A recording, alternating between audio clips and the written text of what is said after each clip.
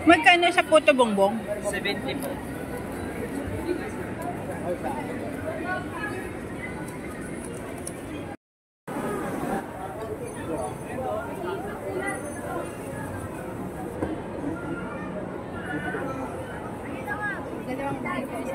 Ay, pumili na kayo? Pero mamaya ako pa.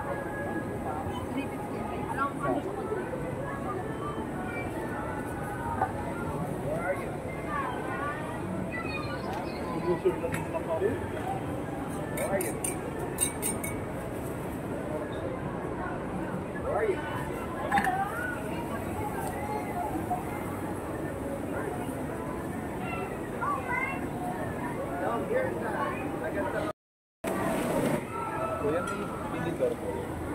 Pinidor po. Dalawa po.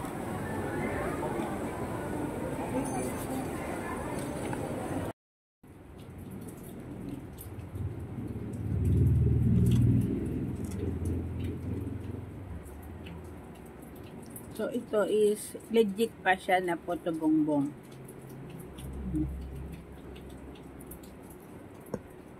Kasi malagkit talaga ang gamit.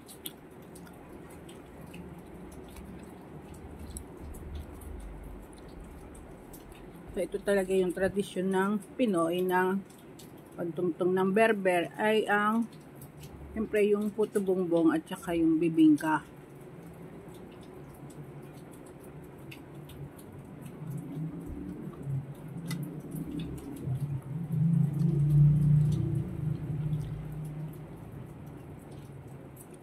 Nakakapagod.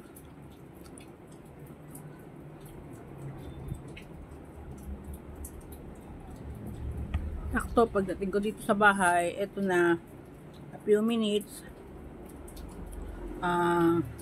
bumuhos yung ulan.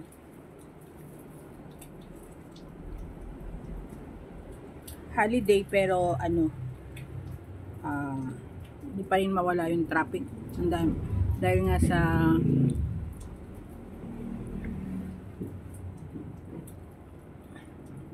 dami ng mga naglabasan din ng mga sasakyan.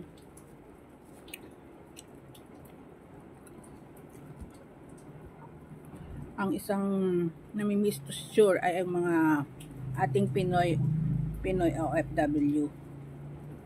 O, sino dyan yung nakakamiss na sa puto bongbong?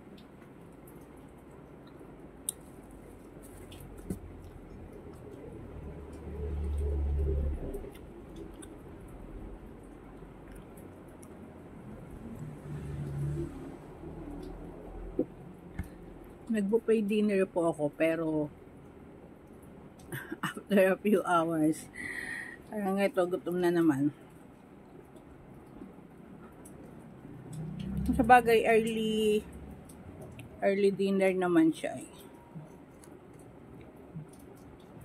Saka hindi naman ako gaano nagkain ng rice.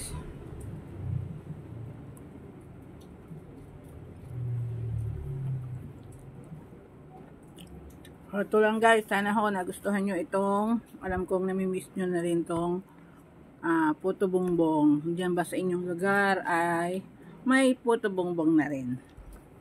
So thank you for watching guys. Bye!